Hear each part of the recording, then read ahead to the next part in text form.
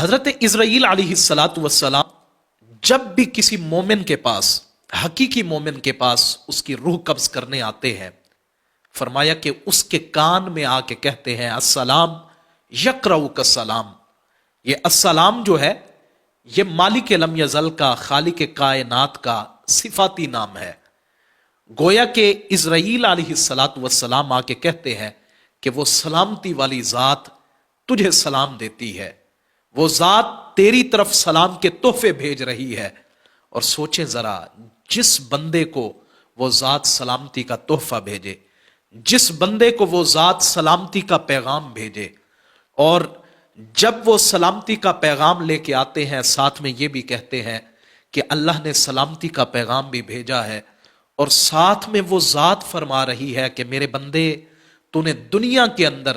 پاکیزہ زندگی گزاری، دنیا کے اندر میری مرضی والی زندگی گزاری، اب میں رب تجھ سے ملاقات کرنا چاہتا ہوں، اب میں رب تجھ سے ملاقات کی تمنا رکھتا ہوں، میری جنت تیرے انتظار کے اندر موجود ہے، اور حوران جنت تیری راہ کو تک رہی ہے، کیا تو میرے پاس نہیں آنا چاہتا؟ جب وہ بندہ مومن کہ جس کے دل کے اندر رب کا بھی خوف ہے، رب کے پیارے حبیب کی بھی محبت موجود ہے، جب وہ اس پیغام حسین کو سنتا ہے، اب وہ بھی چاہتا ہے، وہ جانتا تو ہے کہ سامنے یہ پیغام لے کے آنے والا رب کا فرشتہ ہے، اب وہ چاہتا ہے کہ جیسے یہ میرے لیے اتنا خوبصورت تحفہ لے کے آیا،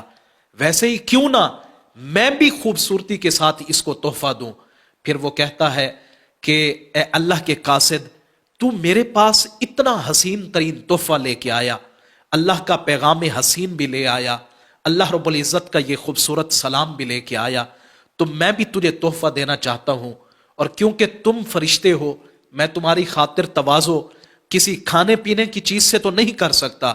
اس لیے میں تجھے تحفہ دینا چاہتا ہوں، اور وہ تحفہ میری جان سے بڑھ کر مجھے اور بہتر تحفہ کوئی اور نہیں لگتا، اس لیے تم یوں کرو کہ میری جان لے لو، اور میری جان لے چلو میرے جسم سے۔